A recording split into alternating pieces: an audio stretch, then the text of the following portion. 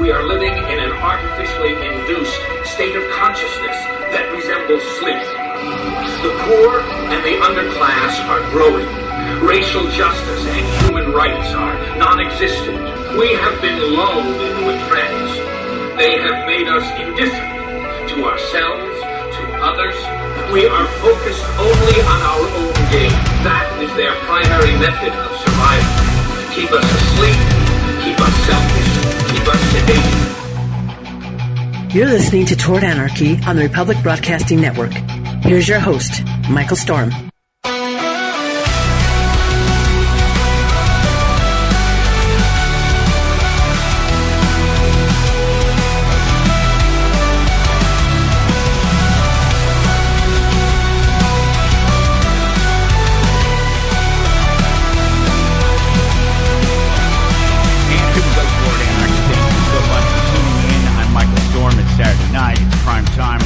On the Republic Broadcasting Network, wherever you find me, if it's across the network, if it's on Facebook, if it's on X, Instagram, it's at Toward Anarchy, and just take a second just to click that like button wherever you see it, whatever it is. If it's one of these shorts, if it's one of these new Anarchist reacts that I'm doing out there, they're putting out these short 5-minute or less kind of videos, trying to get a little bit of attention, doing the comic book reactions and the comic book reviews, whatever it is, just take a quick second to click that like button. I'll give you an example. I was watching a video yesterday. It's about this large rapper, rhythm and poetry rapper. This large rapper woman, she was trying to get an Uber, and she's very large, and the guy in the Uber, he has this little Honda or whatever, and he's just, no, I can't do it. My tires, this. And he's trying really hard not to say that you're just too big. I can see with my two eyes that you're too big to fit in my car, and she's suing them. But Matt Walsh, that's the guy's name, right? He's the lawyer, commentator, radio guy, Fox radio guy, I guess. And I believe he's formerly a lawyer, or maybe he still is a lawyer. Maybe he still has a license to practice law somewhere. I don't know. At any rate, I know he's a commentator, and I've heard him a time or two on the radio, and I know who he is, and I know he makes some subversive content, some sort of anti-woke type content. He's done a couple of movies, I guess, and at any rate, I know who the guy is. So I saw this video that was up there, and I had heard about the woman, the rapper, suing Uber over this driver. I guess it was Uber. It could have been one of the other ones, whatever. Lyft, whatever. They were not lifting her. They need to call a flatbed truck if they were going to lift this. Sorry. She's a big girl. Come on. Come on. That's a lifestyle choice. That is not a disease. It may become a disease, but it's a lifestyle choice that feeds the disease. Let's be honest about it. And it's not healthy, and she will die. And that was some of the things that Matt was pointing out in this. But ultimately, it was just a sort of 5-minute entertaining thing. The same thing I'm doing, just trying to catch some of that short attention span crowd with the 5-minute videos. And I liked it. I gave it a like. I don't follow the guy. I don't necessarily care for the guy. I find him to be a statist, and I have my problems with all the statists, most of them where it comes to the law and so-called justice and the rule of law, and their useless little paper documents and things that they shuffle around and try to enforce on the rest of us. And that would be, of course, I'm an anarchist, right? That would be where the disconnect with us would be. Just take a quick moment to click that like. That was all I was getting at. I did it for Matt. You can do it for me. Follow along at towardanarchy.com, as always, of course. And the big thing to do is support the network. We know you guys are amazing. You've been doing it for years. You've been supporting the network, republicbroadcasting.org. Your donations have kept the network going for years and years, and hopefully will continue to keep the network going for years and years.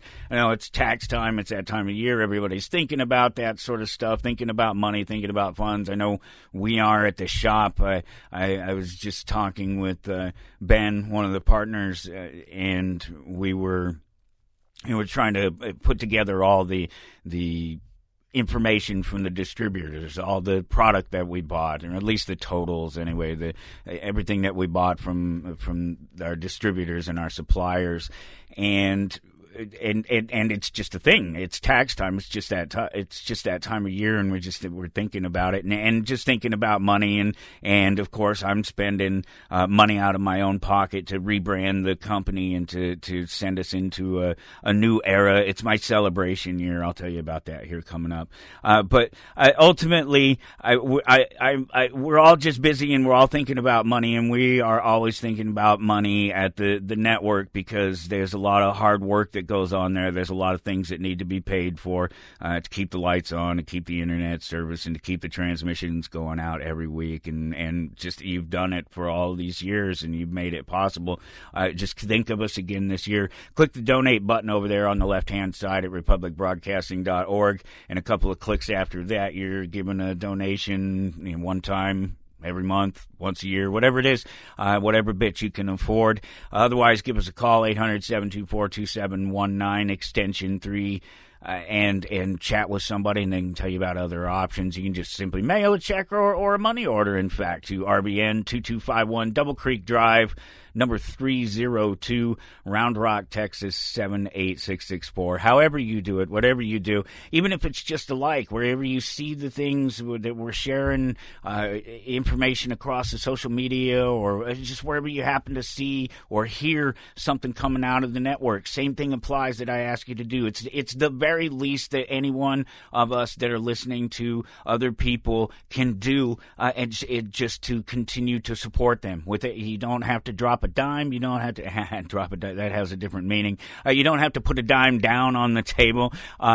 You don't have to. It just takes a moment to click that like button. Do it for the network. Do it for me. Do it for all of the people that you listen to and that you believe deserve the support, because it's just an easy thing to do. Speaking of easy, shoprbn.com. That's super easy.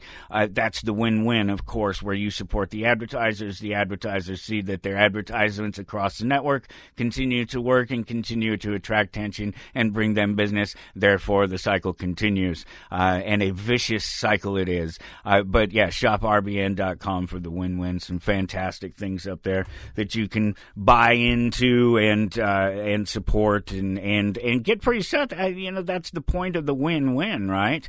The whole point of the win-win is that everybody wins out of it. Even in our little three-way here, being the network in between you and the advertiser and your dollars, and some of it going this direction, coming towards the network instead of just between the two of you.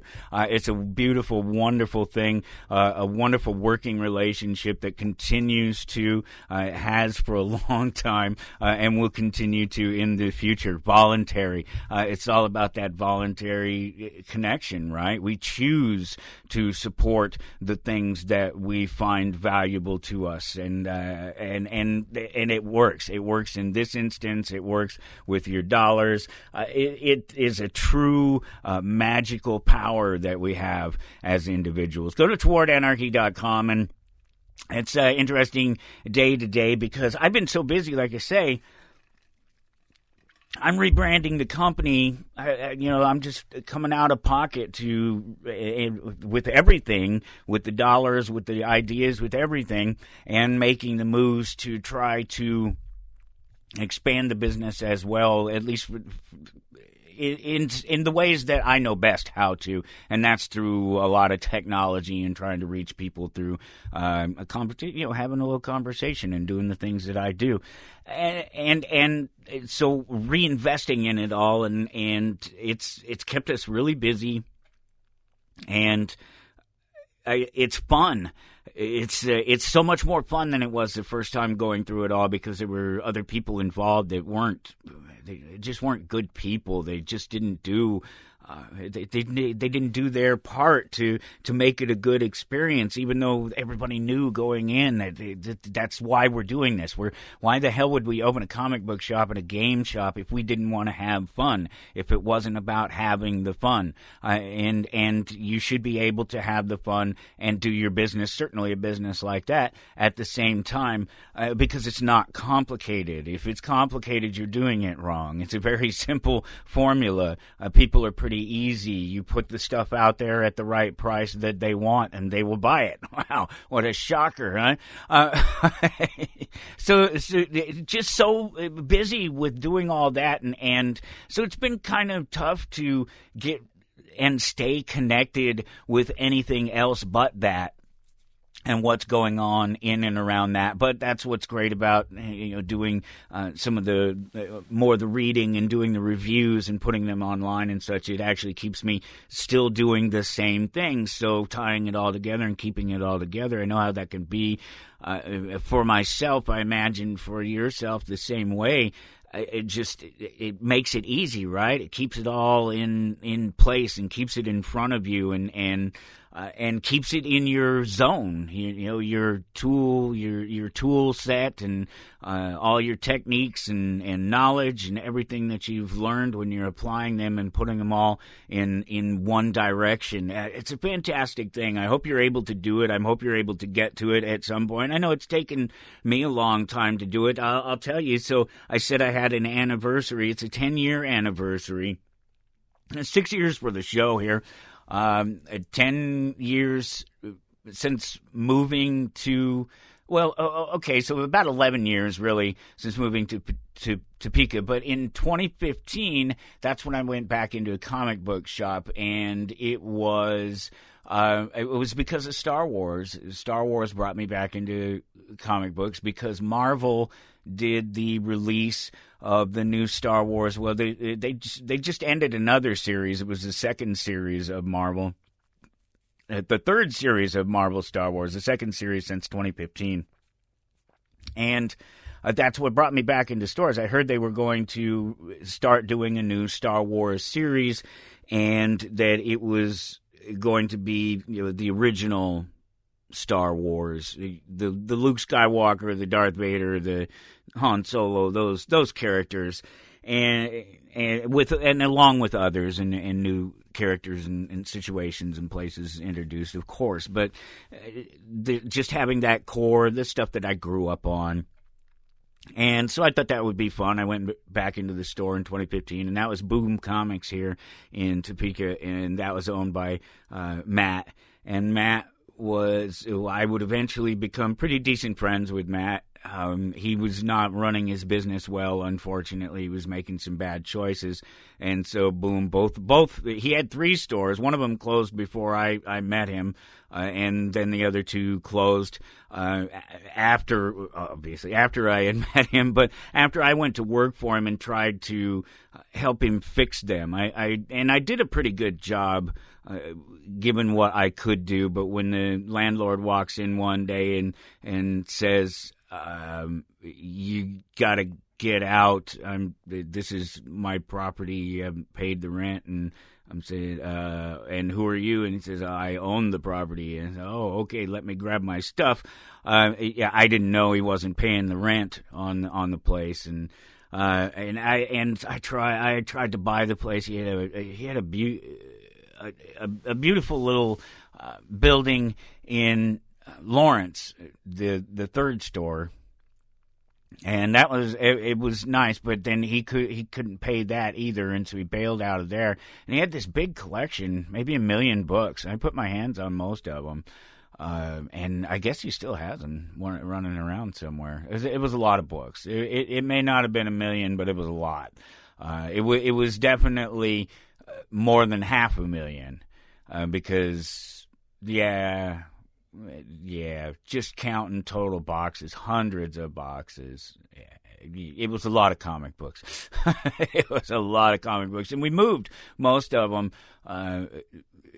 we moved the ones that were here in Topeka all the way to Lawrence, and then we moved the ones in Lawrence from the store there in Lawrence to a new building across the street, and ran that place, fixed it up real nice. I did it in both of the places. I made the place look really nice and had them really organized, but he had just driven the business so far down by then. He owed Diamond a lot of money, and now you understand why Diamond has gone out of business, because they let people like Matt not pay them for a long, long time before they cut them off and cut off their ability to supply comic books. He owed him 5 figures easily, no problem. And if they're doing that, there's 2,000 comic book stores. If they're doing that to some percentage of them, they do the math. The math is there. There's a lot of money. Diamond is there. It came out this week. It's actually one of the articles that I just happened to share at Toward Anarchy this week. TowardAnarchy.com. It's 2505 is the episode. And as always, everything is up there. There's a great little meme for you. We'll talk about it here in just a minute. But the Diamond Comic distributors, their bankruptcy announcement, it just keeps getting worse. We found out here that it's been in the works for months. It didn't just happen. Of course, we know this. We're not dumb. But ultimately, you don't find that out until you find out that they are actually going to make the moves. I know, as somebody who's had Diamond as a distributor for years now, dating back close to 10 years now, between the two different comic book shops, and it's always been a thing with them. It's always been a struggle with them on one end or another, for one reason or another, in getting the books and in keeping you in the loop. And I'm trying to kind of read this a little bit as I'm looking at it, because I wasn't sure what else had happened to Saber, because I wasn't sure if this wasn't the same link or not. Okay, it is. It's the same link that I shared before. Not that I shared before, but that I had looked at myself before. I wanted to make sure I was talking about the right thing, because this is the one where this talks about some more of the problems with their bankruptcy, with the Diamond bankruptcy, and the fact that it's been going on for a bit of time now, and not really any hint for them. No, they didn't tell us as stores. They didn't tell the publishers.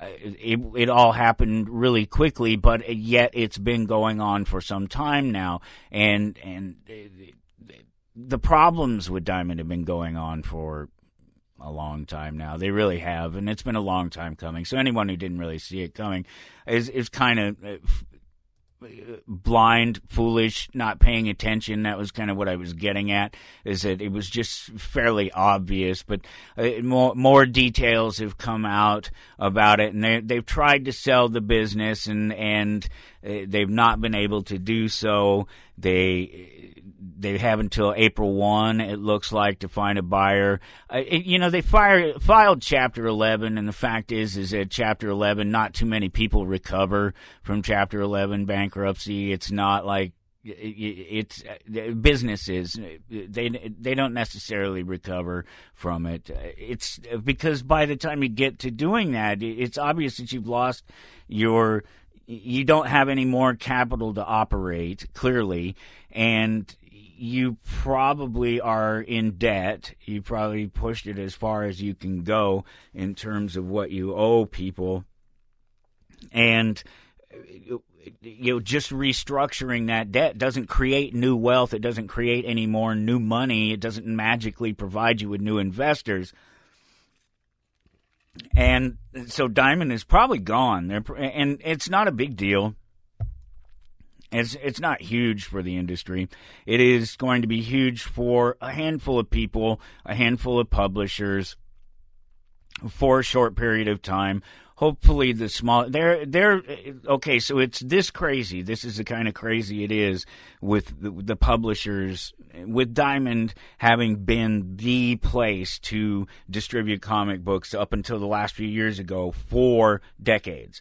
So they were the only place to go, and so that's where everybody went, and that includes all the publishers, including the littlest publishers that literally only publish one title a month.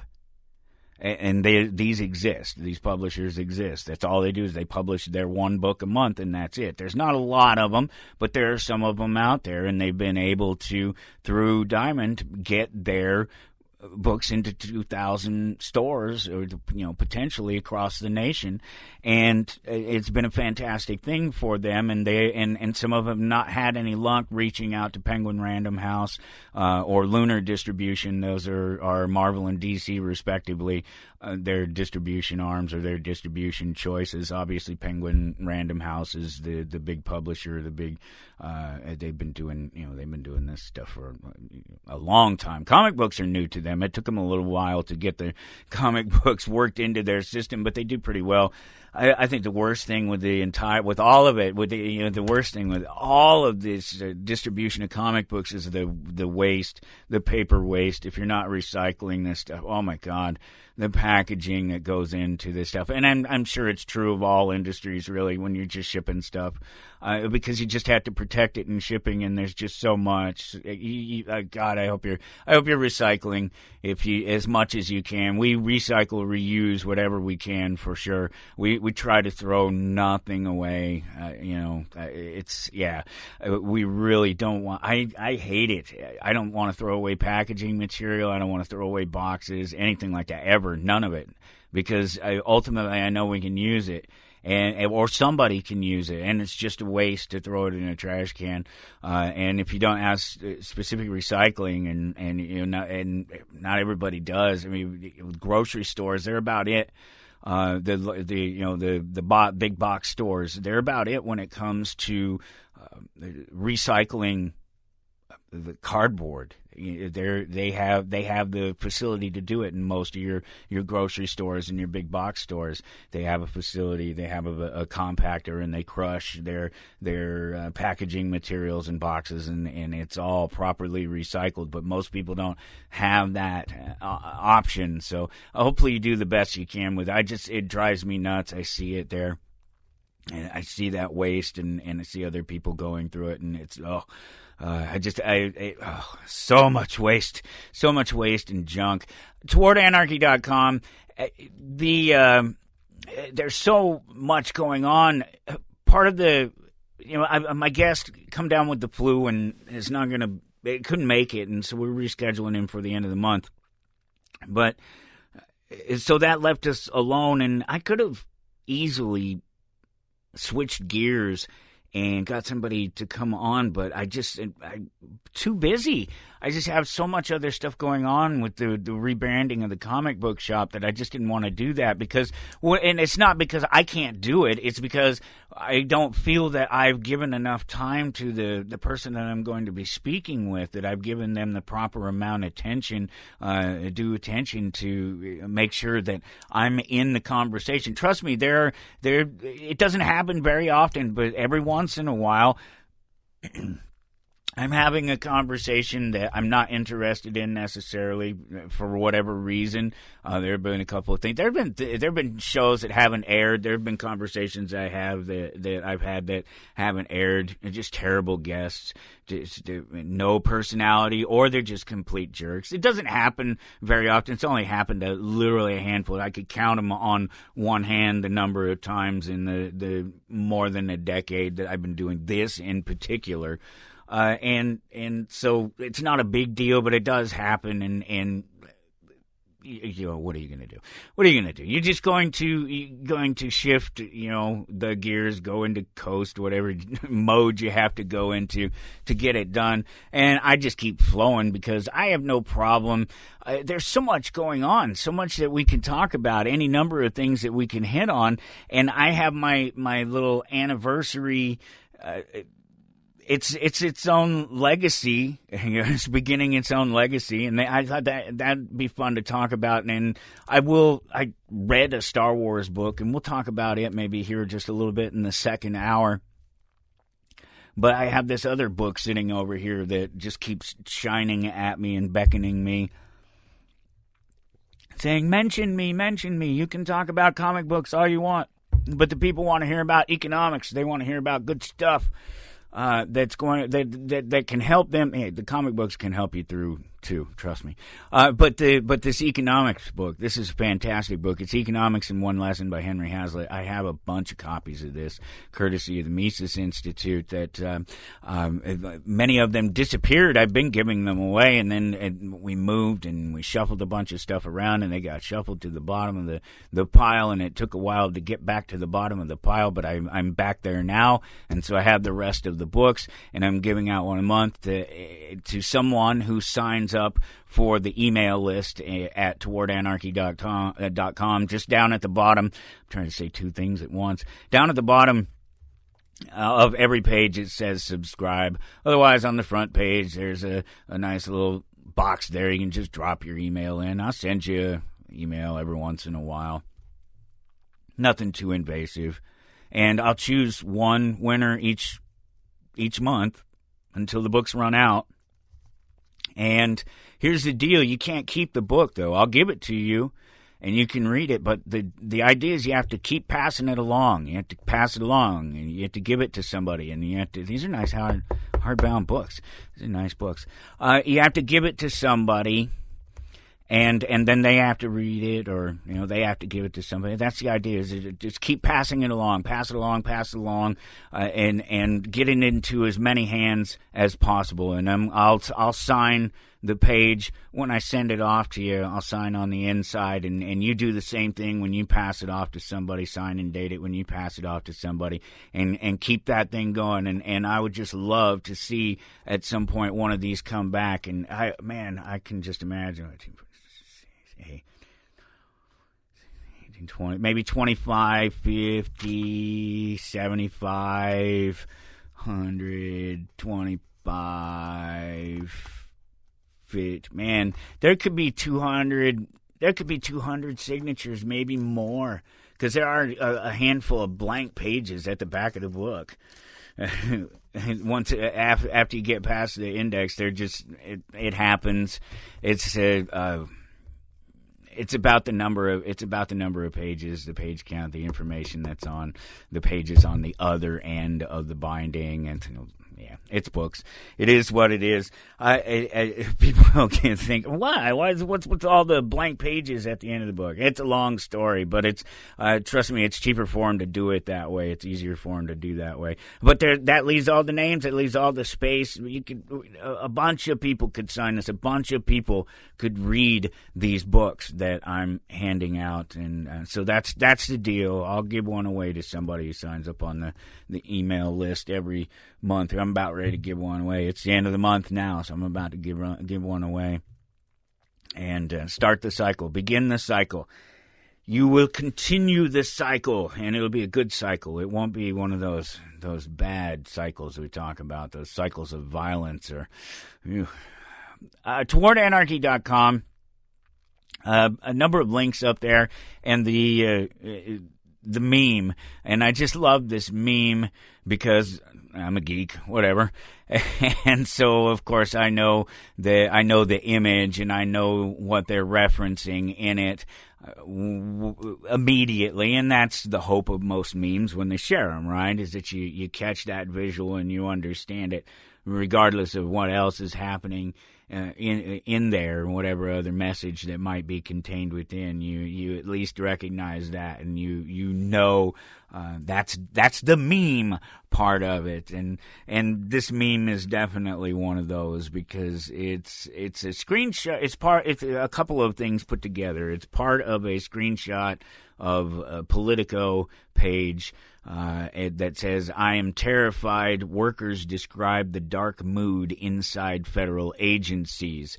I would love to leave, but I don't know where I'd go, said one staffer. And this is a real thing. This is not, well, it's as real as any political thing is. Maybe it's not real. Maybe it's completely fake, completely made up. But they would have you believe that these workers are actually terrified, but it's a good thing. And it really is. It's one of the fun things that's happening right now with the president and him going through and doing what he's doing within the federal government for whatever his reasons are in terms of trying to enact the Project 2025, to bring that totally to life, to have nothing but loyal subjects around him, and for them to be working particularly on right-wing Christian, all of these things that were associated with the Project 2025 document. We went through it. We did a little react to it. I read through the thing. It was a Republican wish list, and they got their Republican president, so I imagine a lot of the wish list is going to be filled, and we'll see. The problem with the Project 2025 that I had, aside from the authoritarian nature of the Christian right in regard to any number of things, just the rule of law in general, was the fact that they didn't reduce any government. There was no talk of actually reducing government from these so-called conservatives. It was just the very simple, we're going to replace, remove, switch, change. Nothing about ending things. We'll put this over here under this office, or these people over here. We'll get rid of these people over here because they've been hired in this way, and we're going to have to pay them. This has come out later. This is the DEI hires, right? All the people that they think are DEI hires are they're laying them off and providing them with some sort of pay while they're being laid off, and the fate of them as federal workers will be decided. And that's part of, I guess, what this. They're terrified. These poor federal workers are terrified, and that's a good thing that it's afraid. That's the meme. It's afraid. It's Starship Troopers. It's gosh, I can't remember the character's name. It's Neil Patrick Harris, though. It's the Neil Patrick Harris character, and he's the one with the psychic abilities. And they capture the brain bug, and he mind melds with it or whatever. That's Star Trek Vulcans, but whatever. He does his little mind meld magic with it and reads its mind, and it's afraid. It's afraid. They announce that it's afraid, and so they know that the bugs now will fear them, and that's a victory, and that's a huge victory over the bugs. It's perfect nerd thing, geek thing. Absolutely, there's no such thing as freedom of choice unless there is freedom to refuse. David Hume said that. Another fantastic quote. I have such a great collection of quotes. So many quotes. I had to do the thing that I used to do years ago. The websites, any of them that I made, it seemed like, regardless of what it was for, I did my first political website, something along these lines. I don't know, 2001, right around, it'd be right around that time that I started it. Would have been probably after 9/11. I don't think I was doing anything before 9/11. What was I doing before 9/11? I was doing a lot of stuff before 9/11. That's starting a family and saying goodbye to some family members. And 9/11 was 2001. That was an interesting time in life. And to think that it's 24 years ago. That was a while ago already. And my that family that I was starting then is an adult. She's over there in her own place and has begun her own life slowly but surely. And it's just crazy to even think about. There's so many more articles up there, different things that I shared, because once again, there's so much going on, and I'm at a state right now where I'm kind of I've almost given up on it because, I come here on the weekend and I talk for a couple hours and that's about it. The rest of the time I spend listening, I spend watching, I spend learning, and in particular I spend time watching and learning other people and just watching their reactions to things. That's why I like the react thing. I always have since the first time I saw that pop up on YouTube years and years ago, the reacts. I've been watching them, just all sorts of old people reacting to video games, people reacting to different foods from around the world, whatever it is, different reactions, because they tend to be honest. These, it's not corporate program television, it's not news being presented from a particular point of view. It's just a camera turned on and people giving their honest reaction to things, and I find that refreshing because I'm a student of myself, of my own mind, and of the people and things around me, and trying to understand people for who they are and why they do the things they do is pretty fun, but not from a drama sense. I'm not looking for a dramatic. There's nothing. I don't get a rise out of drama. I'm the opposite of that person. I'm very much calm and cool and collected when it comes to real crises, when things need to be done and they have to be handled, and I'm very calm, cool, and collected under those circumstances, and think quite level-headedly. So that's not a concern for me, but it's a concern when I'm looking at a hopelessness.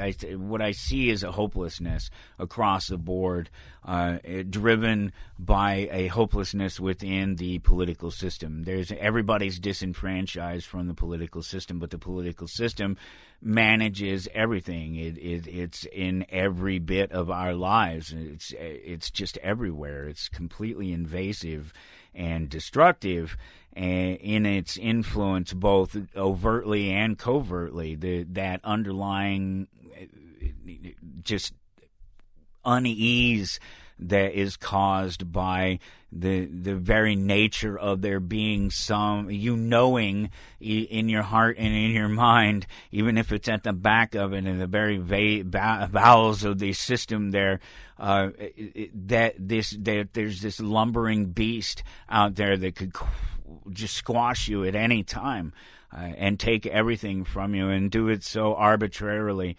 and people already have that sort of underlying fear about reality itself, about the very nature of life itself, but then to have on top of that this construct that has given itself the authority over everything and everyone else, the planet, the universe, all the people on it, anything that's come before or will come after it.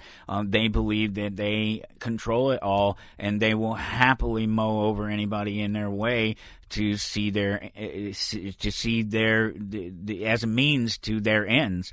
And with that underlying negativity sort of influencing everything, it only gets worse with every election, that there's more and more disenfranchised people and a greater disconnect from humanity. That's the biggest thing that I've noticed, is that everything's a disconnect from humanity. There's no humanity. I'll give you some examples. So Trump freed a bunch of these people, gave them pardons, right? These January 6th insurrectionists.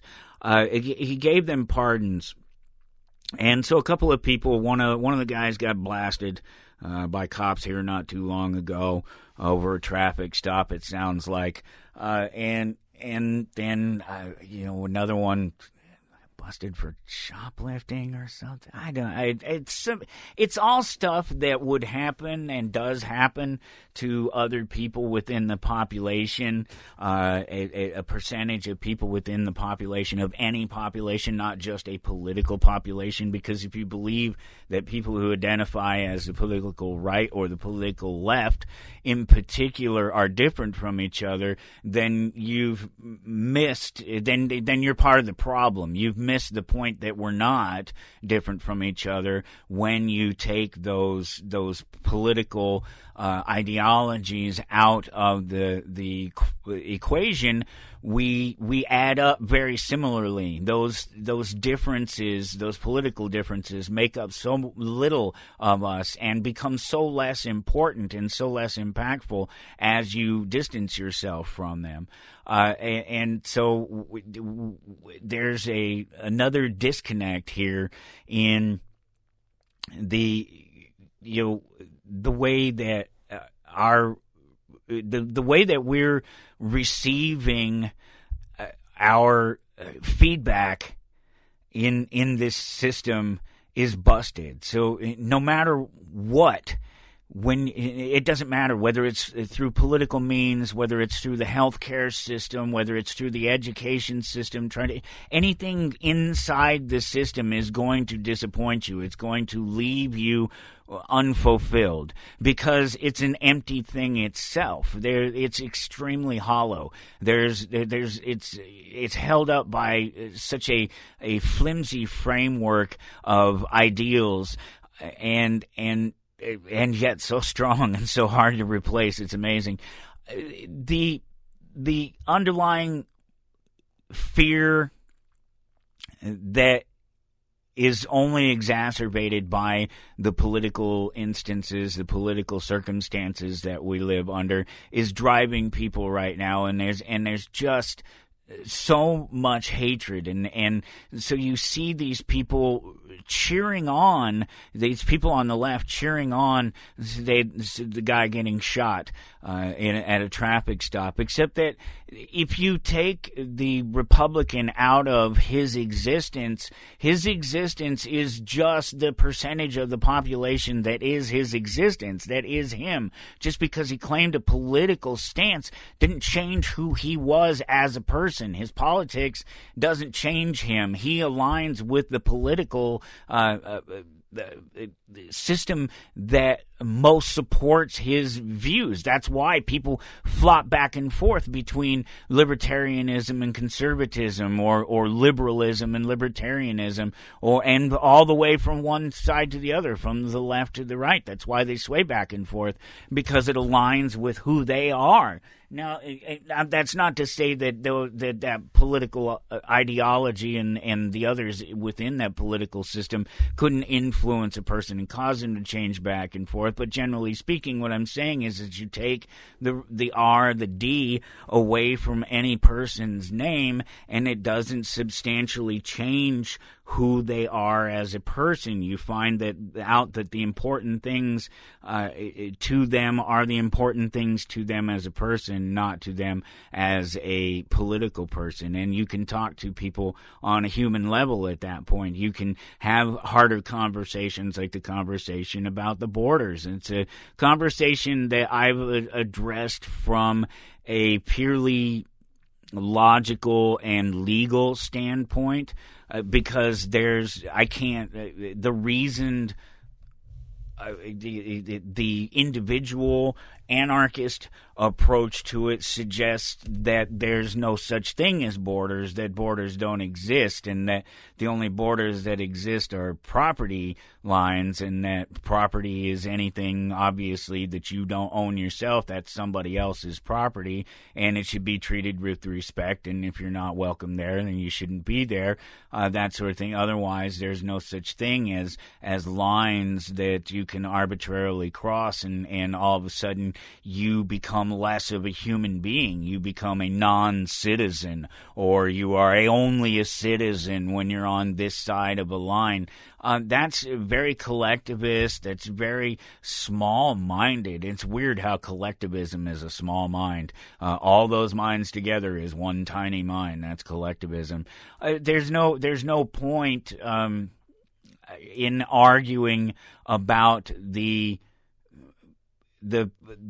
obvious political advantages and disadvantages, or the economic advantages or disadvantages, when nobody cares about them aside from siding with the political party. And so you separate them from the political party, and then you can have the conversation about why it's important to have freedom of movement and why all people are people, not just American people and Mexican people and Russian people. And that label, you want to get rid of labels? You people that talk about labels don't matter, labels aren't important, you got to get rid of these labels. You don't read the label, drink that stuff down, hope it's not poison. But you want to get rid of labels? Let's get rid of American. Let's get rid of Russian. Let's get rid of these ridiculous territorial ideas and start talking about people and start talking about human ideas, because those are the ideas that drive us to set up a political system, that drive us to set up a government. The humanity that existed in the Founding Fathers and in the ideas of the Founding Fathers are what created the government, not the other way around. So those things exist before the government, and that's all governments. That's before Americans, that's before Russians, that's all of them. The people and those things exist before them. And the only reason that they tend to get set up is this collective notion that we're different from other people because we're over here in this space, when fundamentally we're not. When you take away that name, you take away that American name, you take away that Republican name, you take away that Democrat name, you take away that Coloradan name, take away that Kansan name. When do we all just get to be humans? And when do all humans get the respect that is supposedly inherent within our system? When do all humans get to be recognized as the people, as all people who have the right to free speech, who have the right to defend themselves, who have the right to be protected from the state and claims brought by the state and through the state to against you without evidence and without hearings and without having independent and third-party non-interested peoples reviewing the facts of things to determine whether or not they're true. Why do we not live in a voluntary system when we're expected to act voluntarily by command? We're told that we have to act a certain way within society. We're forced to act a certain way within society by them passing laws and telling us we can't do certain things. So why can't we otherwise voluntarily interact with each other like we do every single minute of every single day down here on the ground? When you take away that R, when you take away that America, and Anthony Mackie got in trouble here this last week. You know who Anthony Mackie is. Sorry, comic books again. He's playing the Captain America. He's the Falcon. He's the black man. The Falcon is a black character, almost as old as Captain America himself. Not quite. Captain America is really old, really old. But the Falcon in the comic books eventually becomes a version of Captain America. And so this Anthony Mackie, who plays the Falcon character, who's now become Captain America in the new Captain America movie, it's Brave New World is what it's called. It's coming out, I don't know, sometime. shortly. It has Harrison Ford as the Red Hulk, and this Anthony Mackie as Captain America, and he was doing an interview with some Italian press or something, and he mentioned that the America part, I don't remember what the exact, I guess maybe I have it. Let me see if I have it. If he had actually mentioned the quote. No, I don't have it. It's not there anymore. He mentioned a quote. He mentioned something when he was asked about how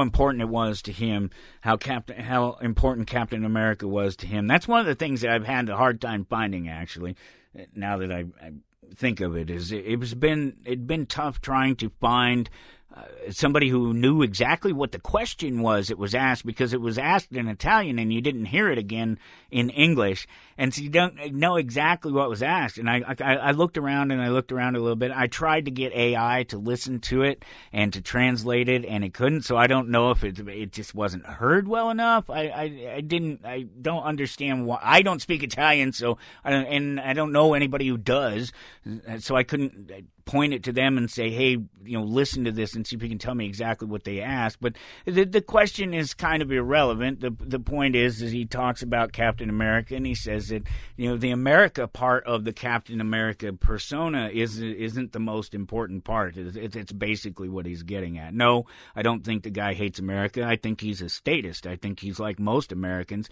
He doesn't give a lot of critical thought on America, but he has in his mind a notion that America is not perfect, and like most people should, they have a understanding that America is not infallible, that the American dream, the American ideal, again, as I was just saying, is not about America. It's about the people that existed before, and it's about the ideas of freedom, and it's about the ideas of acceptance and letting people be who they're going to be, and there being minimal interference with their lives, be it from another individual or from government. That's what America is supposed to be. And he stumbles and fumbles through stopping saying that America sucks, because he doesn't know how to say America sucks without saying America sucks and being taken wrong. Because everybody does that. People do it to me all the time. They assume that I hate America. I don't hate America. I hate the idea that America is something other than its people. I hate the idea that America is its government, or that it's a name, it's a corporation, it's a business, it's something other than the people. It's something better, above the people, but it's not. It doesn't even exist without the people, and now, because it has been elevated above the people, it now is a thing. It now exists. It's been brought into existence. This Leviathan, this huge beast, this monster that's just stopped, this behemoth that's just running around, this kaiju that's running around in the background, just stomping everything. And you just hope that it doesn't, get to the foreground. You just hope that you're back there with the camera that's watching all this movie, and not inside the scene and caught up in it all, as it just trashes its way through town, destroying anything in its path. And so you have this poor man, this young black actor, who is put in a position to speak about something that he doesn't really understand. He knows that there's this thing in there that he wants to say, and an understanding and a feeling of it, but he backtracks his way out of it real quick when he realizes he doesn't have the words for it, and it becomes a bit of a muddled mess between, and you can't separate what he's saying. It makes it sound like he's saying America can't be America. There's no way America is honest. America's not hardworking. America, that's what it comes out like, but that's really not it. When you listen to him speaking it, he says it so broken up and so he stutters through it so much, not unlike that right there, that he's not sure of what he's saying. It's clear that he realizes that the first thing that came out of his mouth was not what he meant to say, or wasn't going to convey the message that he meant to say, and that he didn't have the language to do it. And they backed out of it as quickly as he can, talking about how Captain America is the individual himself is the important thing. His actions it's not the American name. And so I sympathize with the poor guy, because it's something that I've had to spend years coming to terms with, in being able to speak about it, and not being accused of saying that America sucks without being able to say why America sucks. And that I don't mean it about the people, but then again I do, because you're either a coward and you vote and you hand over your power to government, or you're a coward and you don't vote and you're not standing up to it. And I fall into the latter category as far as that goes, I guess, if you want to look at it that way. I'm trying to be as harsh on myself as I would be on anybody else. I don't do anything to prevent the system. However, I don't see that there's anything that I can do about the system. My vote certainly is not going to change the system, and my activities inside the voting arena are not going to change the system. So what do I do? What do I know? What can I do that I know is effective? Well, I can be a good person in my own life. I can raise good children. I can instill good values in them regardless of the state. Explain to them that the labels of America and Republican and Democrat and are superficial, and that when you get past those facades that people put up, you get down to talking about the real issues, and you find out that people are just people, even if they don't, even because you're going to see, particularly if you're politically minded. It's an interesting conversation that I have with people.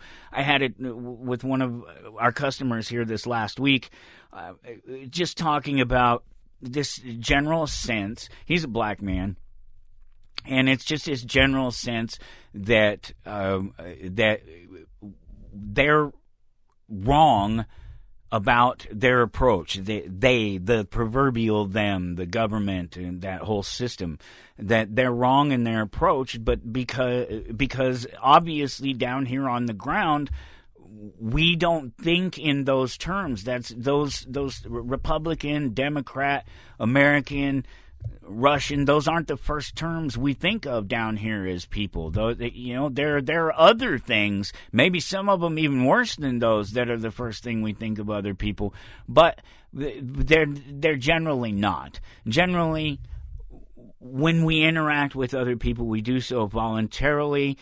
We do so for mutual benefit, and everybody is generally the better for it. It is only when there is a political wedge that is driven between people. It is only when the people who feel marginalized have to use the force of government to make other people recognize them, when we don't have to, when it's not necessary. We know you feel the need to, and we get that it's important that people be recognized and accepted for who they are, but we don't have to.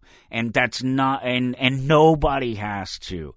And there's no more question about this that's any that can go beyond that. There's no other topic, no other idea that we can bring into the conversation of any of this, of humanity and any of this, when your humanity is replaced by politics. And that's where we exist right now, and that's why it's been really hard for me to even care at this point, because I just see so much hatred and so much of that ratcheting that I've talked about for years, and the tit for tat and the back and forth, and how much worse it's going to be the next time. You think that the Republicans going through and making sweeping changes throughout the government that affect millions of people potentially with their political and social opinions, that the next time the Democrats win, that they don't do everything in reverse and go right back through and do the exact same thing again,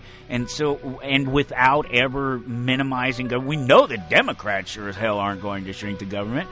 The Republicans aren't doing it, so nobody's going to do it.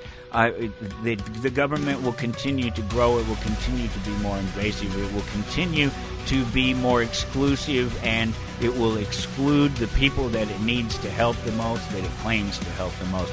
We have to go into hour number 2. We'll be right here. We'll be right back here on Toward Anarchy. Stick around.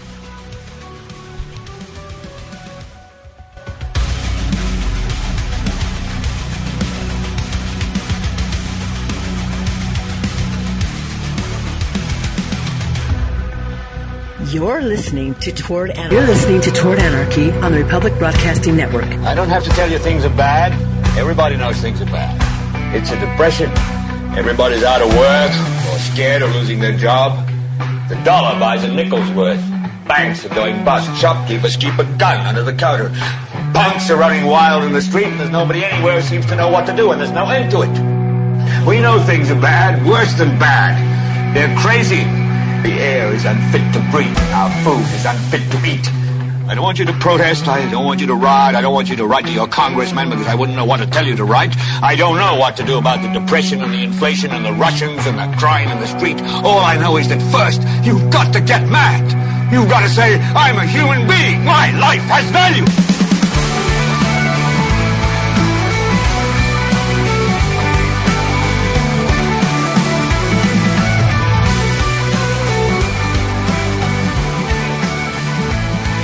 Go off into hour number 2, towardanarchy.com to follow along.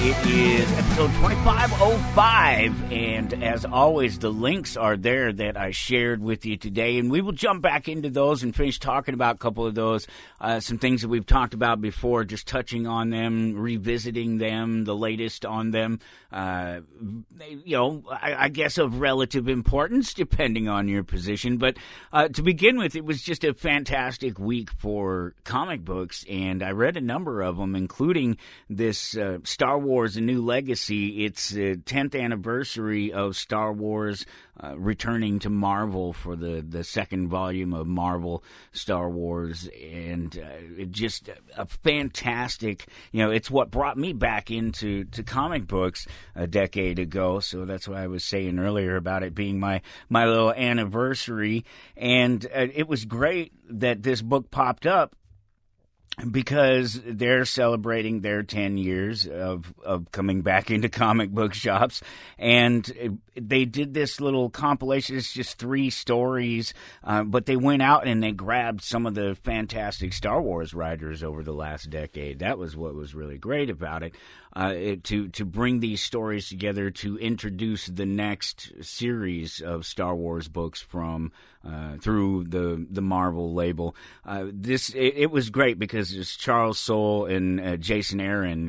I talked about Charles Soule here just a few weeks back, but Jason Aaron was one of the others that in this last decade or so of handling Marvel Star Wars properties that have done well. They've done a good job with telling the stories and sticking true to the heart of the mythos that it is, the Star Wars universe, and really just creating fantastic new characters and fantastic new places and situations within the Star Wars universe that we all love, and then having those original characters back there through that time as well. It's just been fantastic. They just ended the Star Wars, Darth Vader, and Dr. Aphra. All of them ended here just at the end of last year, at the end of 2024, and they're relaunching again. And this Star Wars: A New Legacy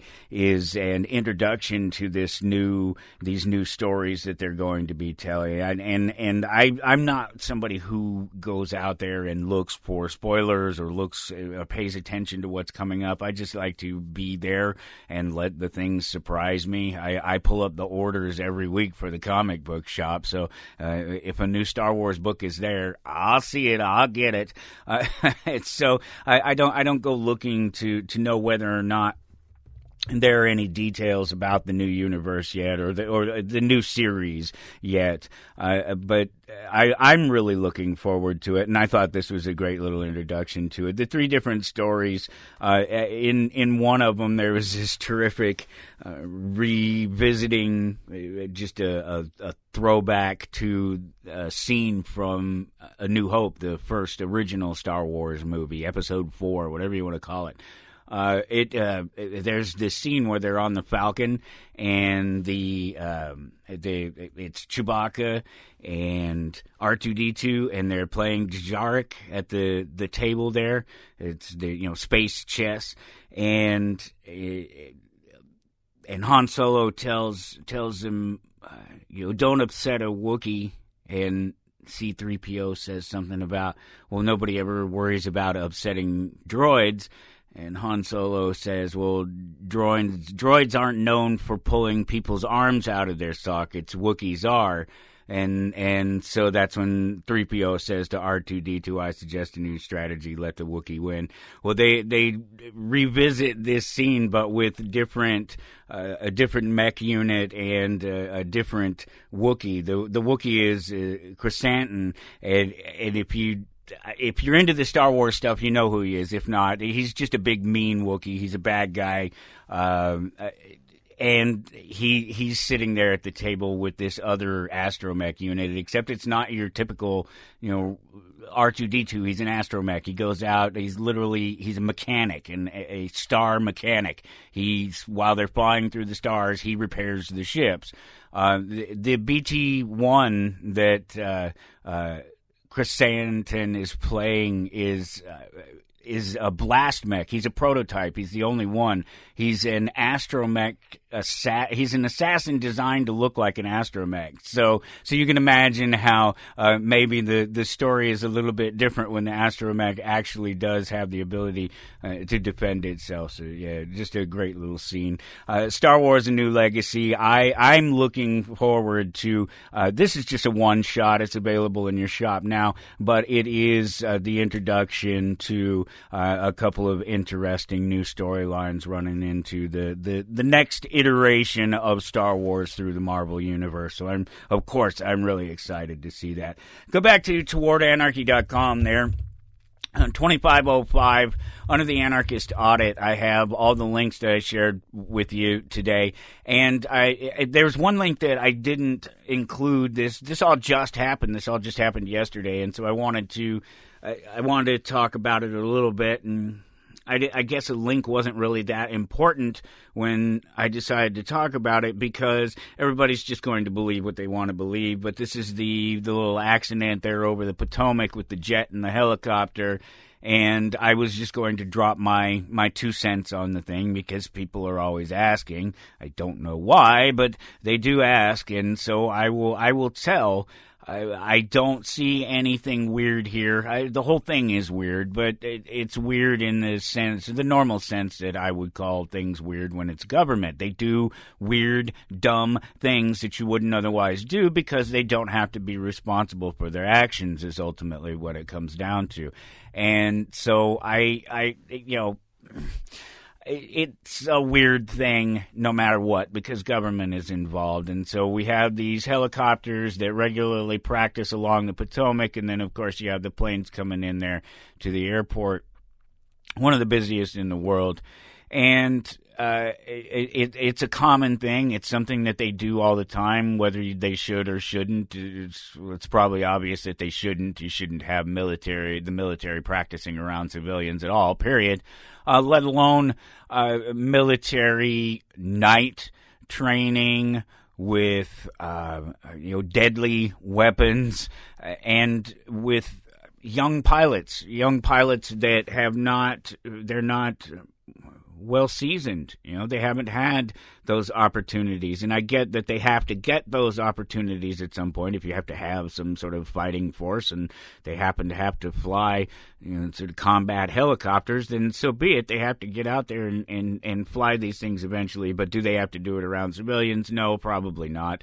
Probably best that they don't. I get why they do it. I understand that strategically for training, all these reasons, that little path along the Potomac there is a fantastic little place for them to train and to learn how to fly.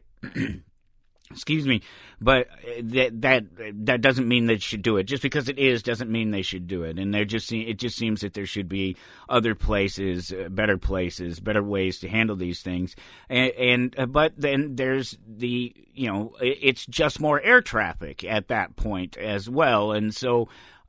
It should be manageable, right? It should be able to be handled, because that's what they're doing. That's what people are doing there, regardless of what the aircraft is they're managing the aircraft and they're managing them around. And so there's a lot of speculation. It's a young pilot, I believe a female. They're not letting her name out. Apparently, the family has asked that they don't let the name out, and I guess maybe that's to shield themselves from the hassle that comes with your child having been involved in the death of 64 plus people. I can understand how that could be an issue for a family that they might want to avoid. It could speak of something else. It could speak of a cover-up. I think we know who was on the plane. I haven't heard any name come up yet that I was like, oh yeah, that's why maybe they took out a plane. I just don't see it. It seems like a perfect storm of stupidity, government stupidity, and the inability of government to.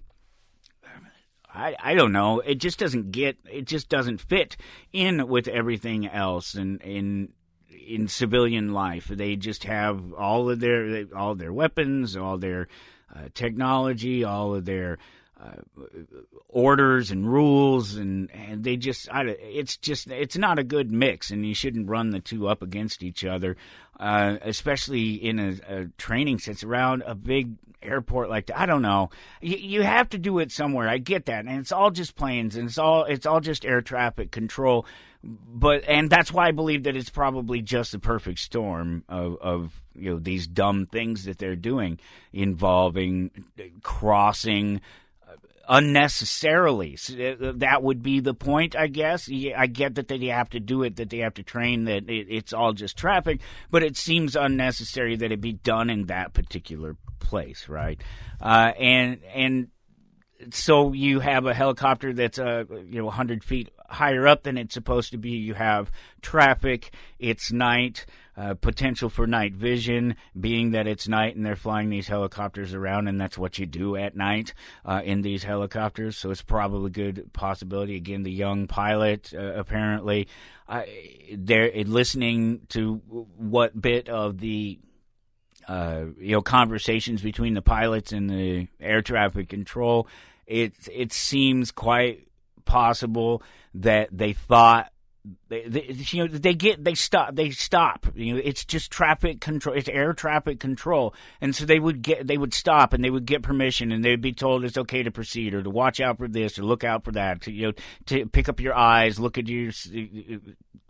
Look, and so they go through these things, and it seems that the pilot of the helicopter honestly believes that that the jet has already passed. Whether they've seen something at a distance that looks like a light, maybe moving on the ground at a distance that maybe they thought was the plane moving past them. If there's just too much traffic overall, not the communication not fast enough to be able to do anything about it necessarily. It's just a perfect storm of kind of government stupid, and it happens fairly regularly, I think, particularly with the military, them sort of crashing planes into people's homes, or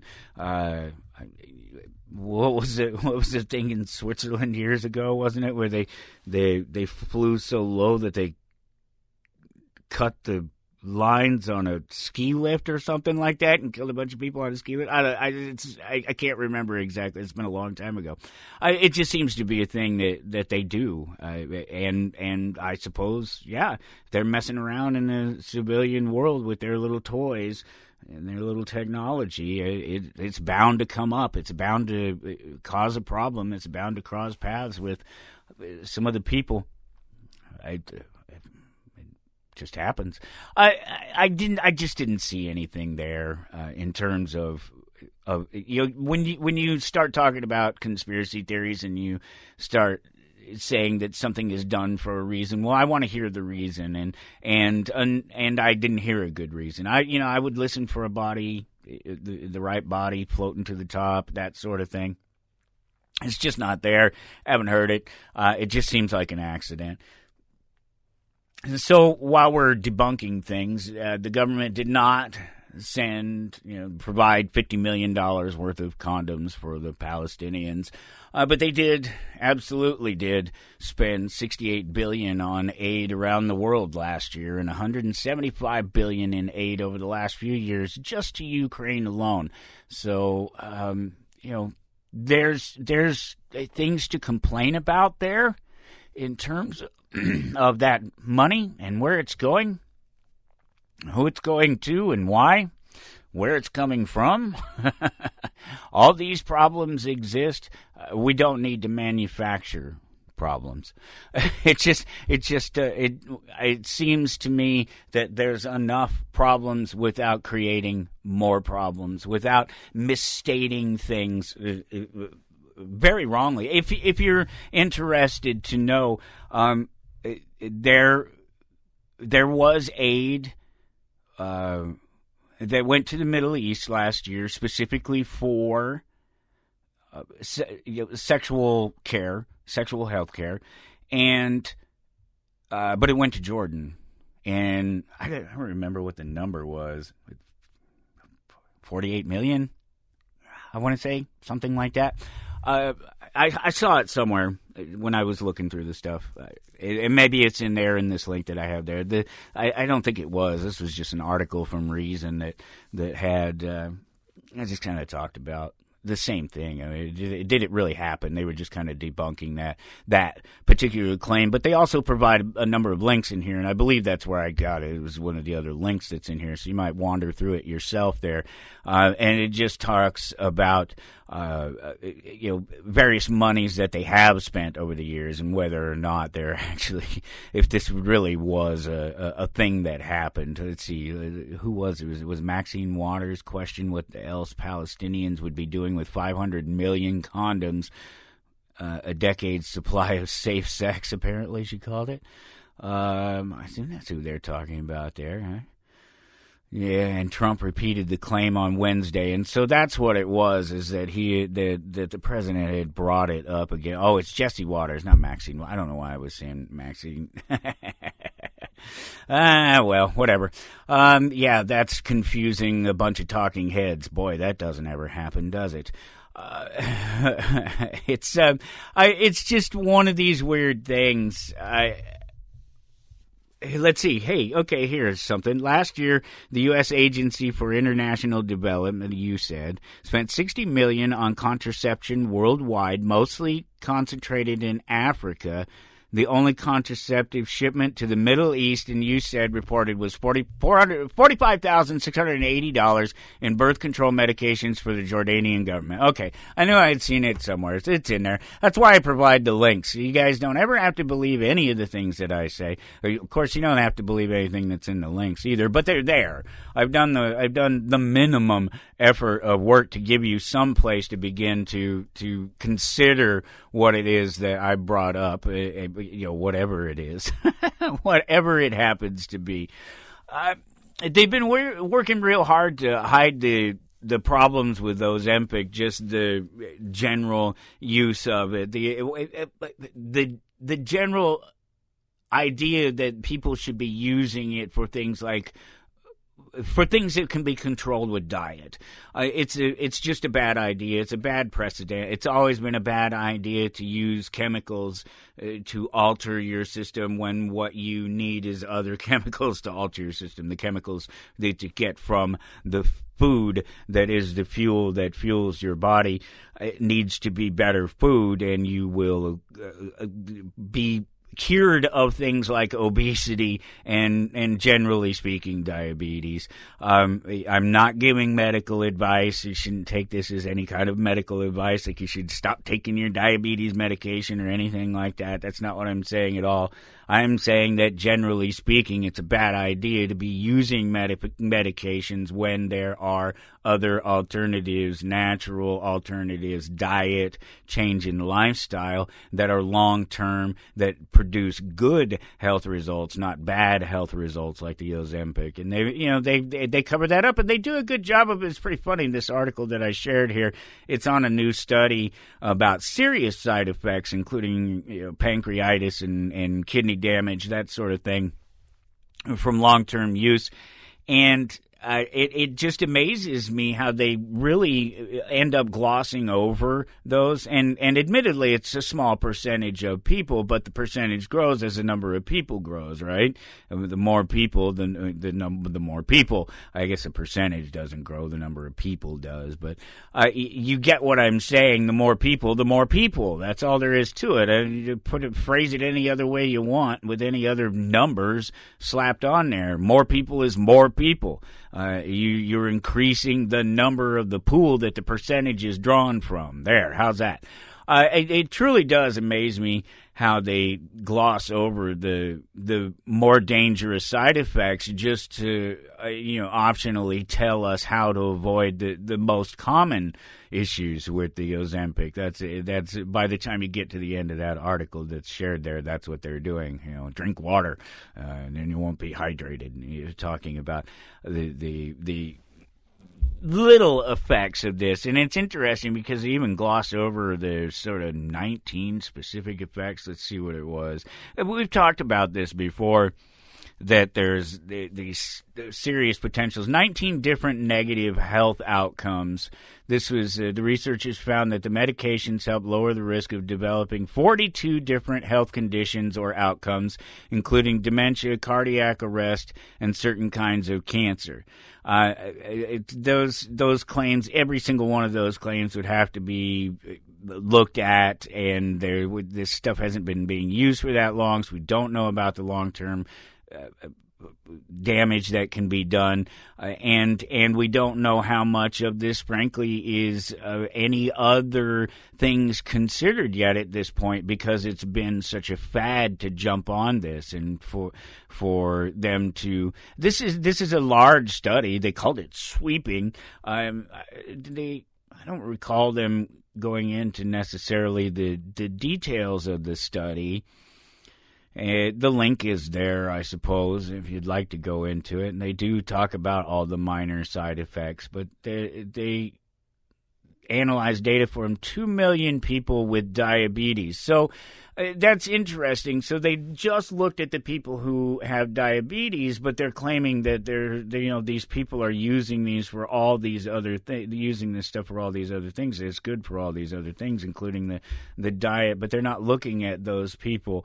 I would be interested to see. There seems to be some greater application in terms of dealing with diabetes, but it still comes down to the same question of what is a root cause of the diabetes, and how much of that can be altered by just your diet and just changing your lifestyle, as opposed to going on Ozempic or Wegovy or whatever one of these medications is. Let's see, the 19 different negative health outcomes. Those included nausea and vomiting, kidney stones, gastrophageal reflux disease, GERD, sleep issues, stomach cramps, pancreatitis, and gastroparesis, stomach paralysis. Yeah, that's the two words, gastroparesis, stomach paralysis. Yeah, thanks for pointing that out, though. I guess maybe not everybody would know that. Let's see, reports of kidney damage largely limited to case reports suggesting they're extremely rare. So they didn't really have a lot of data to go on. It's interesting. 2 million people. That seems like a lot of people to not have data. More than 2 million people with diabetes who took GLP-1 receptor agonist medications like Ozempic and Wegovy. Yeah, I don't know. That's another one. We'll be dealing with the long-term effects of bad choices. They're trying to deal with the long-term effects of bad choices by creating more long-term effect bad choices.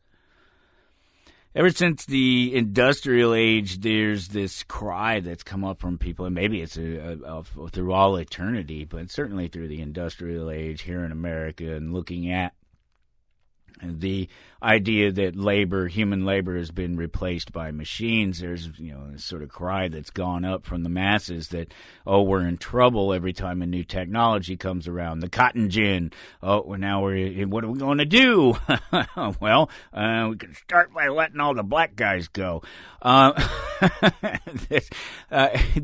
technology tends to be, these growths, these changes in technology tend to be better than people imagine they're going to be. And of course, they're going to affect some people more than others, but in the end, they tend to be better overall because they reduce the amount of work that individual people have to put into doing whatever that particular exercise is, whatever it is they happen to be talking about that's been automated.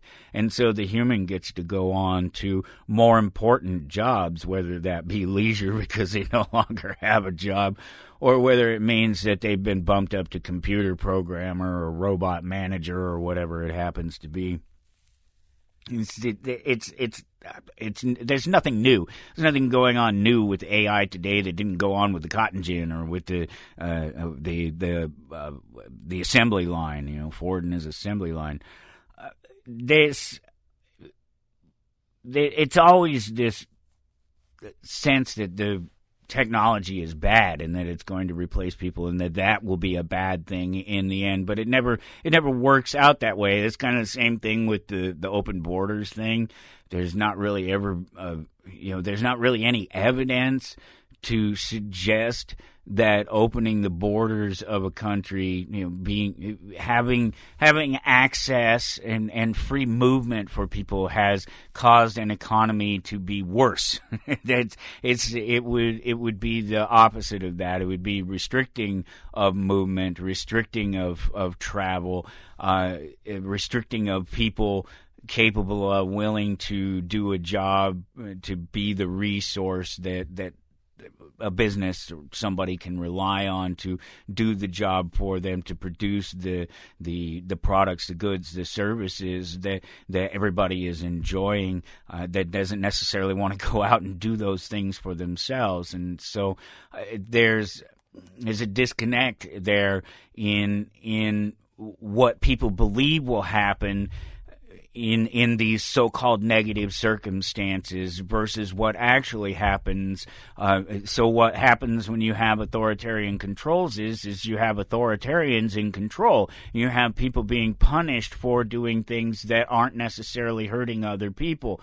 There can be a claim to damages to other people, but there's no way to. It's more about feelings than an actual fact of damages. It's more about a feeling that, because these people or this situation exists, these other people or this other situation will occur. Well, of course, maybe on some level, but not. It's not going to be across the board. It's only going to be literally in those literal jobs, in those literal positions that nobody else is really trying to fill anyway. So there's, again, it's just a disconnect between what really happens when we have open places and open free markets, open free markets that we're allowed to come and go from at our leisure and practice in without being without having the market manipulated by other people, or at least a minimization of the market being manipulated by third parties and other people that they're disinterested. They're not interested in our trade except for what they can get out of it, even though they're not necessarily adding anything of value to the trade between you and me. Again, just us working together down here on the ground proves this. There's nothing that I have to prove here in anything that I'm saying. It's an absolute fact. It's economic fact that free people provide better societies, period. They are able to do the things that they do at leisure. They're able to do the things that they do at work. And the thing that they have to worry about doing is doing it better, doing it right, doing it kindly, treating the customer with respect, treating the area, the where their business is, and the environment where they're at with respect, so that it can continue, so that it can last. And this is what will produce long-term wealth for society, by not making it society's, not making every single business society's problem, not making every single adjustment in one person's lifestyle or business or area or management of anything without some third party sticking their nose into it and saying, well, I need some money out of it, or you can't do it this way because it's not fair to those people over there who didn't have the same advantage, and blah, blah, blah.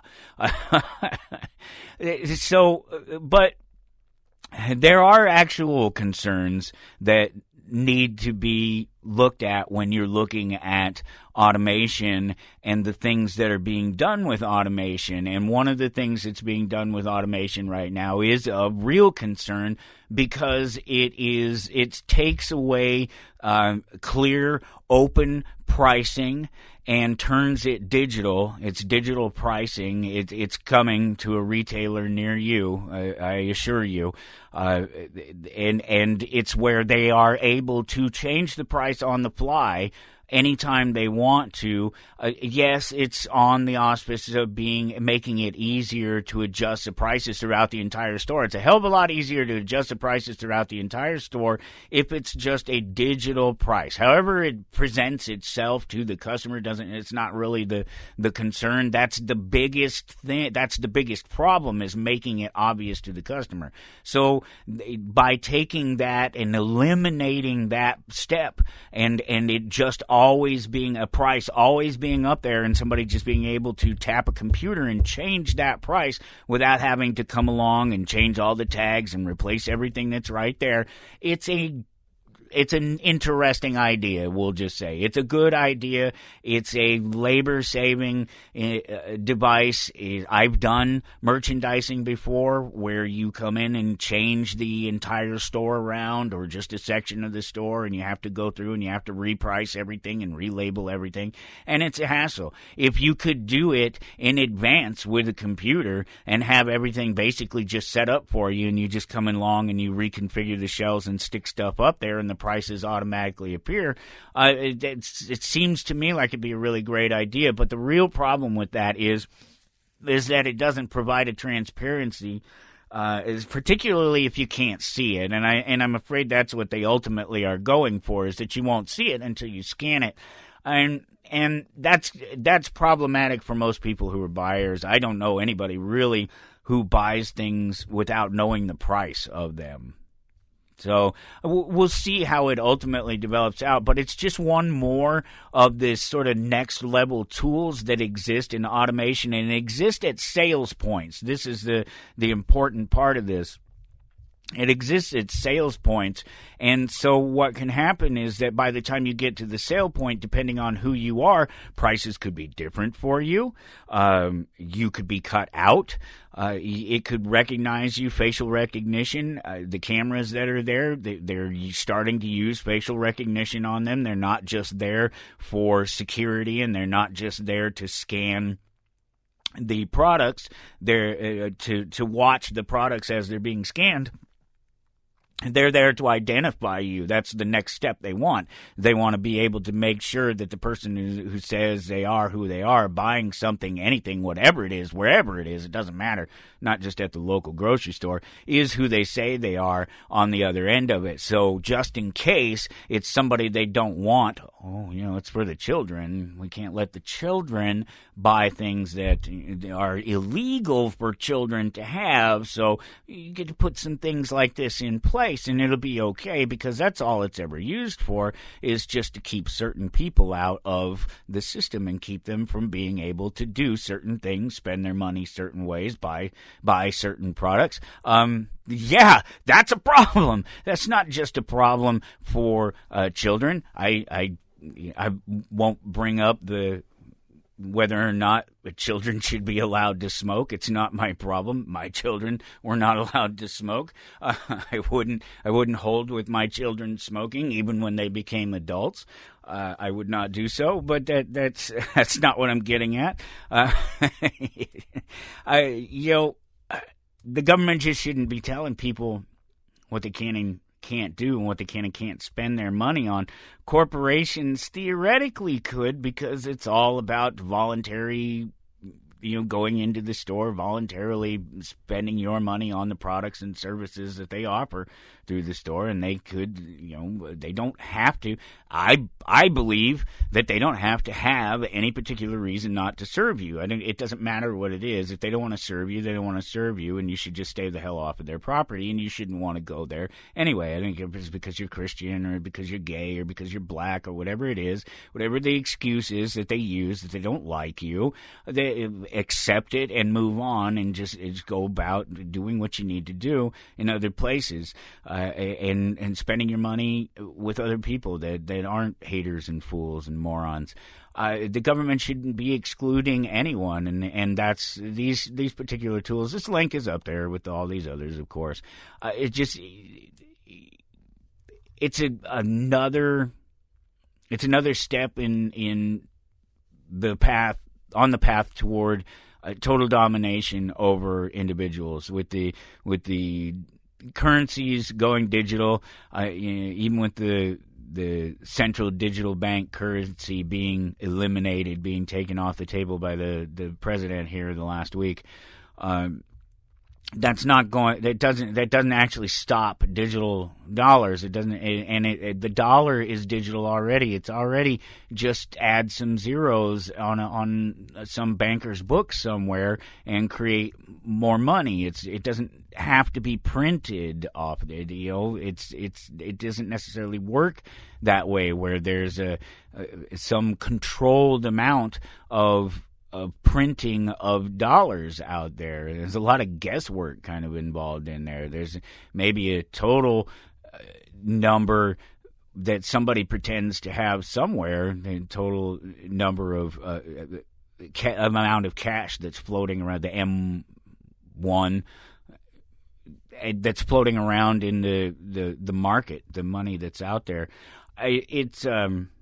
It's anybody's guess when it's a magical game that you catch people cheating all the time and manipulating things, from the banks to the politicians to the people borrowing the money to the people that are lending the money through the banks. Everybody along the way somewhere has found some way to creep and steal and defraud other people, or at least defraud the system of other people, to take advantage of controls and things that are offered by the system, but that you can get around because you have a certain position within the system, or you just have the skills within it. And that you hear these stories all the time about people misappropriating funds from all different positions across and through government.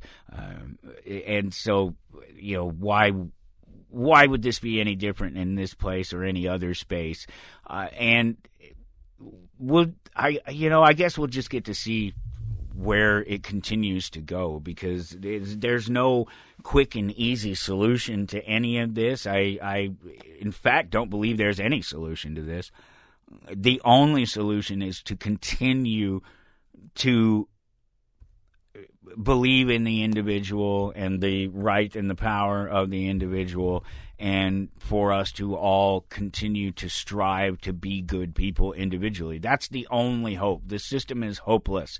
There's nothing, there's no win in the system, because the system isn't about winning. The system is about making it look like nobody's winning and that everybody's on the same page and that we're all racing for the same thing, when we're not, in any sense of the word or in any of those situations, the same. And we never have been. It's just yet one more of those political and social, societal lies that have been forced upon us through, a piss poor education system and a government full of people who quickly realize, I think, when they get into it, that there's not much they can do, and then that ends up making them be either dictators in their position to demand that other people follow along and do what they do, or they become criminal. And they try to steal as much as they can and get away with as much as they can, neither of those situations is really good. And then there's, the couple of them that are altruistic people, and they're just trying to do it for the good of things, that will always have that honorable side to them, and they're never going to turn to the dark side, but they're also never going to achieve jack squat in trying to change the system. It just isn't that simple. It just doesn't work that way. It's just not going to. How the hell is it going to work to change things from the top down when the top down doesn't work together? The top down is against each other. They're the ones that are constantly fighting for control, because that's what the government, the political side of things amounts to. They spend that money to buy power, to buy favor, to buy control, so that things go the way they want them to go, the ones that do it anyway. And admittedly, it's most of them. And again, a lot of that comes down to it being a system. It's just what you do. It's there, so that's what you do, and you just take advantage of it because, well, if you don't, somebody else will, and that's that tit for tat. That's that one-upmanship on the next guy. That's exactly what I'm talking about when I say, just imagine what the next liberal, loony, leftist, insane, DEI-loving politician gets into the office of the president, and what they're going to do in terms of slash this, slash that, turn back the clock on this right-leaning thing, religion, whatever it happens to be. This doesn't get better from here. There's no sign that it gets better from here for the system. So disconnecting yourself from that system is probably the best thing that you can do. Every opportunity that you can find to disconnect yourself from the system, to lessen the system's impact on you. That's all I've done. That's all I've done my entire life. But not in a sense of I was actively trying to do that. I actively pursued what made me happy, and in doing so, found that I was least happy when there was the government or some authority there trying to tell me that I couldn't do things the way I wanted to do them, needed to do them, they should be done, it was logical to do them, or any other instance of a manipulation of my will in determining my fate in life. And obviously there's chance and chaos and all this other stuff, but this control, this manipulation of reality, and this attempt to pretend like we have some say in what happens to us, generally speaking, over the long term of our lives and over the entirety of our existence as human beings, is laughable. It's the angry old man screaming at the cloud in the sky thing. It's so not going to fix anything. It's not going to change anything. We've got to turn back into ourselves, into our communities, to our families, make it smaller and smaller, reduce the impact that the big Leviathan has on us. That what I was saying about that's what I've done my entire life.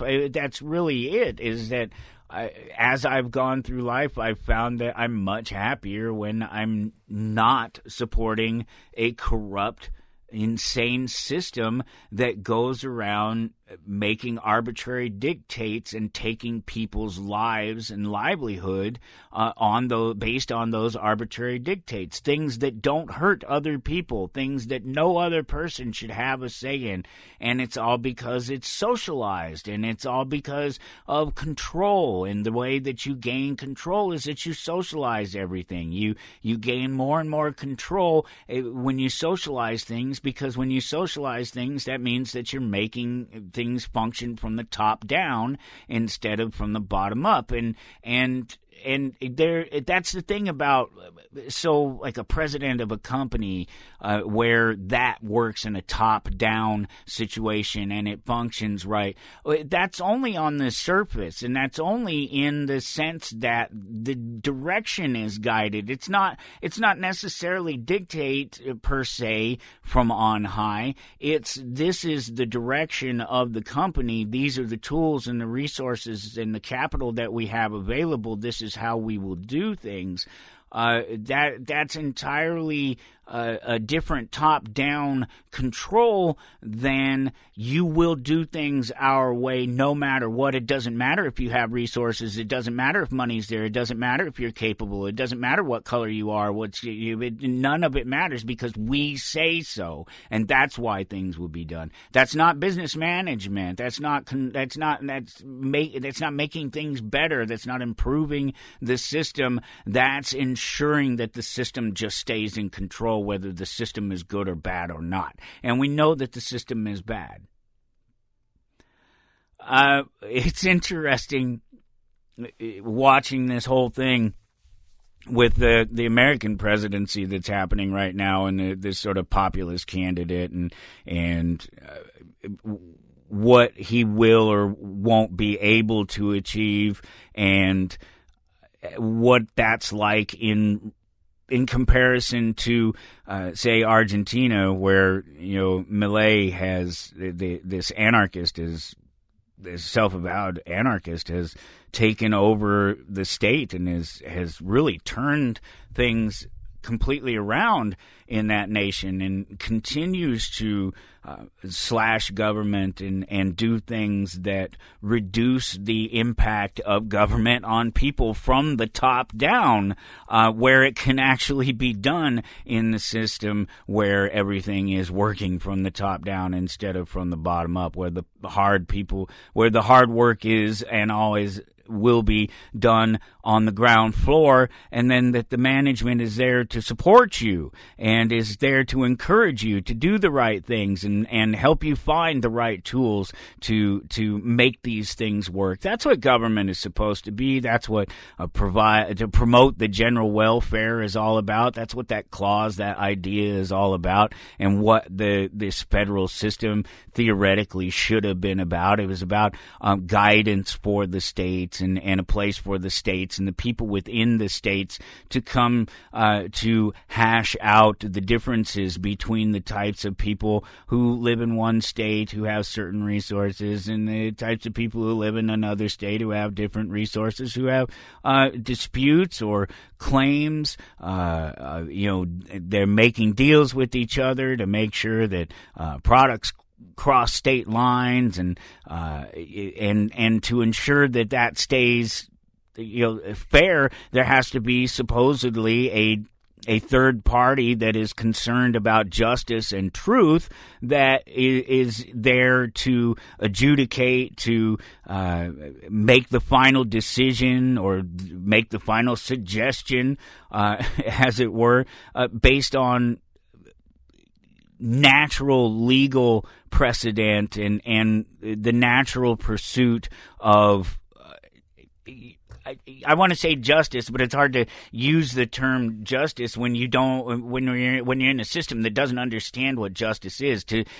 For so many people, justice was served last week when Ross Ulbricht was freed from prison. But you heard my argument about that's a very weird view of what justice is. It was certainly justice for him. He's out of jail, and he doesn't have to deal with these claims anymore. There's so much involved here, and the things that put him in jail. Maybe he should have been in jail for some things. Again, we have to have victims, and there were supposedly some victims with him trying to maintain his control, his power. He thought people were coming after him, or knew people were coming after him, and he made moves that he shouldn't have, maybe to try and protect himself or to advance himself. And it was the wrong choice, and maybe he violated some people, maybe he didn't. I don't know. Maybe he just attempted to violate some people, and nothing ever came of it. But because it's a crime to attempt to violate some people in the eyes of the state, I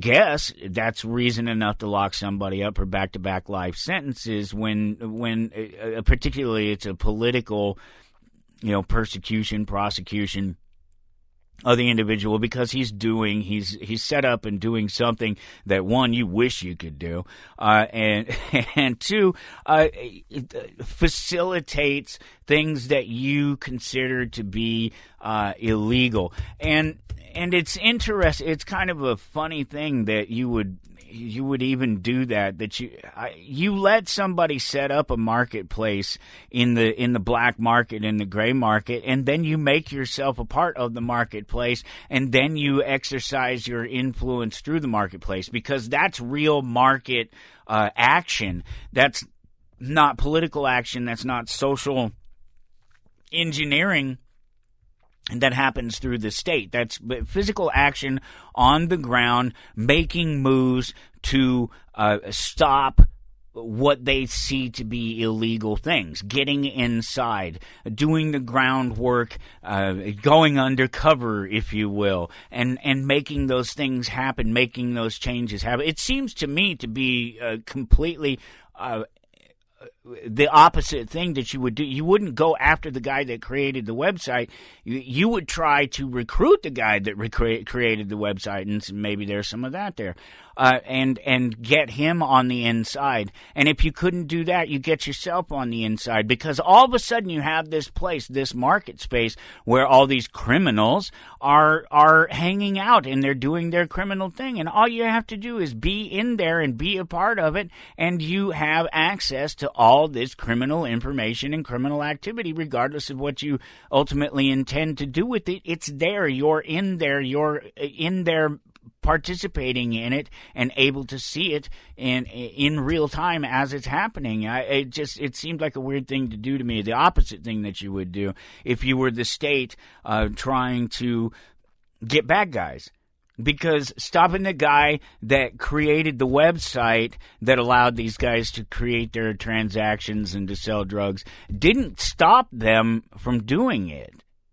None of the drugs stopped. When Ross Ulbricht was locked up in prison 11, 12 years ago, whatever it was, the drug flow didn't stop.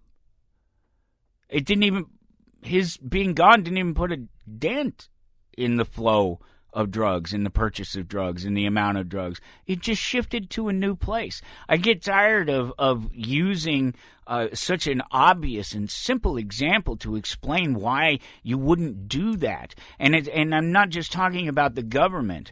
Why you wouldn't... When you have bad actors, let's just say they're bad actors. When you have bad actors and they're acting up, what you want to do is let them put on their play so that you can watch them, and so that they're over there. They're over there putting on their play. They're putting on their show. They're making sure that you're watching. And if you're watching and they're over there doing that, putting on their show, what else are they doing?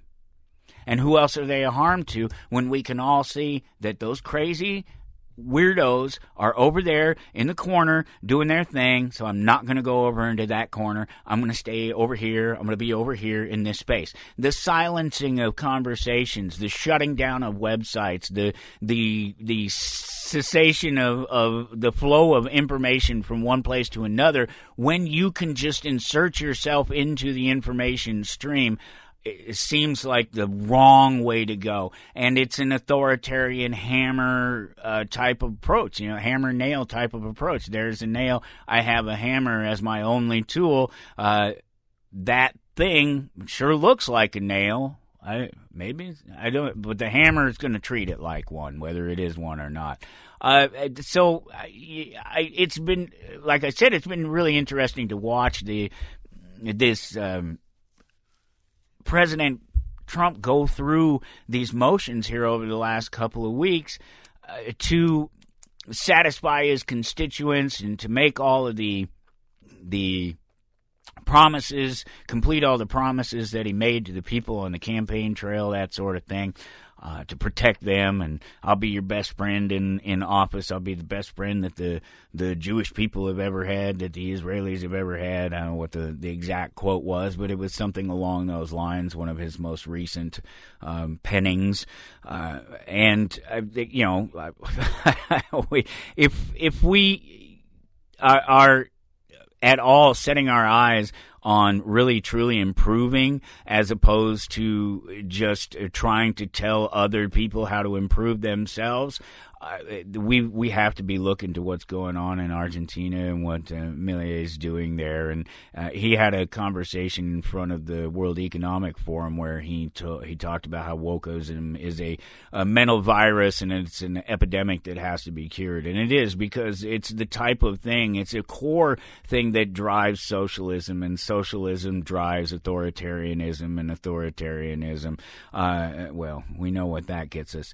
That gets us unnecessary wars and fights and death and destruction for other people's reasons, not for our own need to defend ourselves, not for our own need to protect ourselves, to express ourselves, whatever it happens to be that we are not doing as individuals. And that power has been taken away from us, and that threat of a dangerous man has been taken away from most people, and so now they live in fear. They themselves don't believe themselves to be a dangerous person, and they're probably not.